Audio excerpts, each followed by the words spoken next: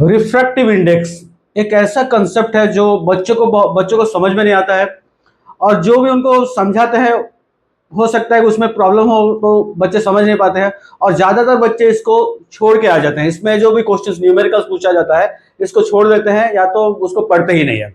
लेकिन refractive index, I am going to make this particular topic very simple, आसानी से समझ में आ जाएगा और जिंदगी में कभी भूलोगे नहीं है रिफ्रैक्टिव इंडेक्स क्या है। तो पहले कुछ चीज देखते हैं, प्रैक्टिकल लाइफ का एग्जांपल्स। सपोज मैं एक आयरन रॉड दूंगा, दो बच्चों को दूंगा, दो, there are two students A and B. A को दूंगा तो वो लाइट को जितना बेंड कर पाएगा, हो सकता है बी उस उतना नहीं कर पाए और उससे ज्यादा भी बेंड कर देगा आयरन रॉड को। तो सिमिलरली हम लोग डिफरेंट, सबका स्ट्रेंथ अलग अलग रहता है, और लाइट मतलब आयरन रॉड को हम डिफरेंट वेज में बेंड कर सकते हैं, कोई कर सकता है कोई नहीं कर सकता है। ये हो गया normal day to day life का एग्जांपल। सिमिलरली जो डिफरेंट मीडियम है, डिफरेंट मीडियम जो एयर वाटर ग्लास ये सब medium, they bend the light. तो यहाँ पे रिफ्रैक्टिव इंडेक्स हम नहीं बोलेंगे, हम रिफ्रैक्टिव इंडेक्स बोलने से बच्चे कंफ्यूजन हो जाते हैं, बोलते हैं रिफ्रैक्टिव इंडेक्स ऐसे बोले। हम लाइट बेंडिंग कैपेसिटी, उसके लिए क्या बोलेंगे, लाइट बेंडिंग कैपेसिटी या एबिलिटी। तो क्या होगा, light air, suppose a ray of light is coming from air to water. अगर ये खाली एयर में जाता तो बेंड होता क्या, कभी नहीं बेंड होता। लेकिन ये क्या हो, because it is travelling from air to water, जब वाटर में जा रहा है तभी जाके बेंड हो रहा है। जब भी ये वाटर में एंटर कर रहा है तब जाके लाइट बेंड हो रहा है। अगर सिंपली एयर में रहता तो बेंड नहीं होता। तो कौन बेंड कर रहा है लाइट, यहाँ को, लाइट को कौन यहाँ बेंड कर रहा है, who is bending the light, light is, water is bending the light.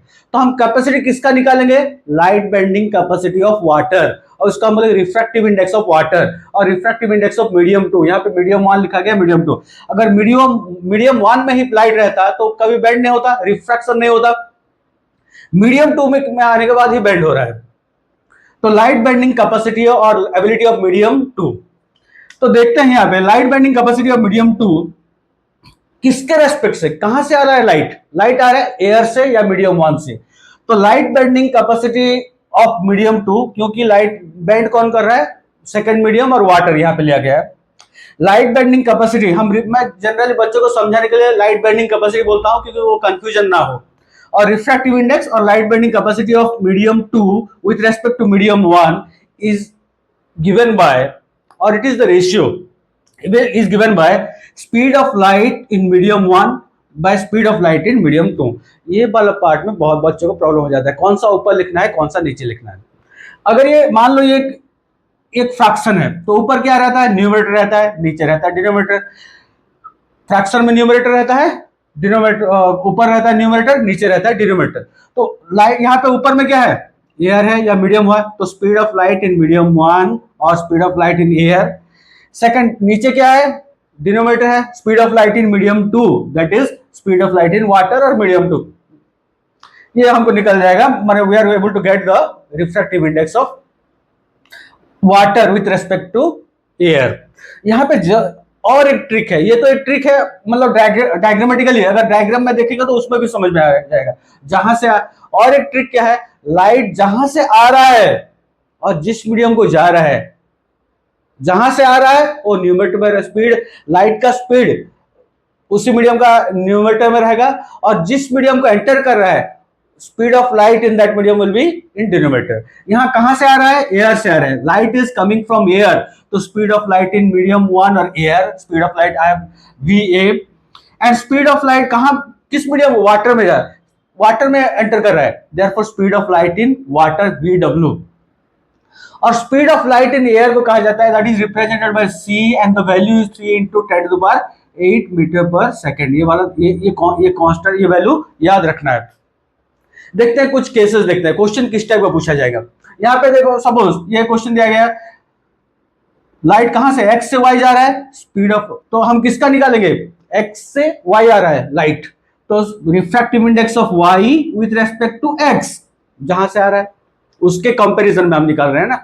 तो स्पीड ऑफ लाइट जो न्यूमरेटर ऊपर है तो ऊपर वाला हो जाएगा, न्यूमरेटर में speed of light in v x and speed of light in divided by speed of light in y। ये हो गया ये केस।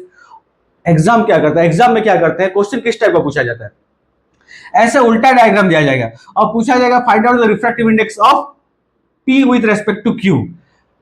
यहाँ पे एरो मार्क, हमको एरो मार्क हमेशा रे डायग्राम जितना भी है हमको एरो मार्क्स को बहुत केयरफुली ऑब्जर्व करना है। यहाँ पे लाइट जा रहा है कहां से, Q से P जा रहा है, तो रिफ्रैक्टिव कौन लाइट बेंड करेगा, लाइट कौन बेंड करेगा, मीडियम P।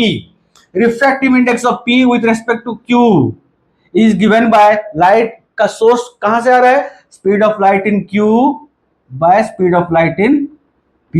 ये हो गया कुछ केसेस जो एग्जाम में पूछा जाता है। और जो क्वेश्चन जो पूछा जाता है, मान लो अभी refractive index of medium 2 with respect to medium 1 is given by speed of light in that is speed of light in air और मीडियम 1 बाय मीडियम 2। अब उसका उल्टा कर दिया, what refractive index of medium 1 with respect to 2, क्या होगा, जिस medium मतलब हम किसका निकाल रहे हैं, मीडियम 1 का निकाल रहे हैं, यानी कि लाइट मीडियम 2 से आ रहा है, मीडियम लाइट आ रहा है मीडियम 2 से आ रहा है, कहां पे 1 को आ रहा है, मतलब 1 इज बेंडिंग। मान लो एयर से वाटर से एयर को मतलब light is coming then also it gets bend, तो क्या होगा उसमें, speed of light in water by speed of light in air, जिस मीडियम से आ रहा है। और we can also write like this, refractive index of medium 2 with respect to medium 1 is reciprocal, उल्टा, refractive index of medium 1 with respect to 2। अगर value दिया रहेगा 1.33 दिया तो उसका रेसिप्रोकल निकाल लेना। ये हो गया रिफ्रैक्टिव इंडेक्स। और इसमें जो हमेशा याद रखना, द लाइट बेंडिंग कैपेसिटी बोल के याद रखने से ये याद रहता है और कभी नहीं भूलोगे।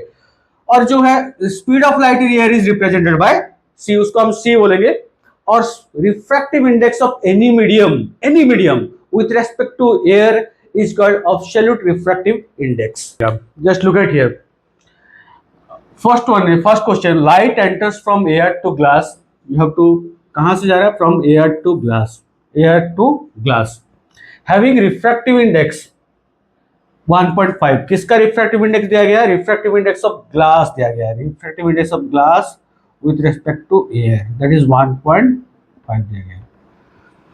What is the speed of light in the glass, इसका मतलब क्या है, रिफ्रैक्टिव इंडेक्स ऑफ ग्लास निकल रहे हैं, मतलब विथ रेस्पेक्ट टू एयर, मतलब speed of light in air by speed of light in glass.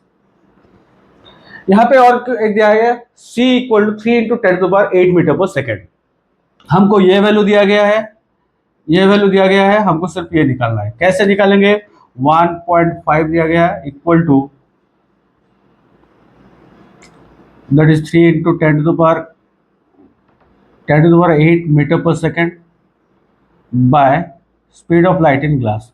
और speed of light in glass equal to, I can write 3 × 10⁸ metre पर सेकेंड बाय 1.5। तो 1.5 में divide करेंगे तो ये हो जाएगा 2 एंड इट बिकम्स मीटर पर सेकेंड है ना, तो speed of light in glass equal to 2 × 10⁸ metre पर सेकेंड। इस टाइप का क्वेश्चन पूछा जाएगा, ये एक क्वेश्चन था।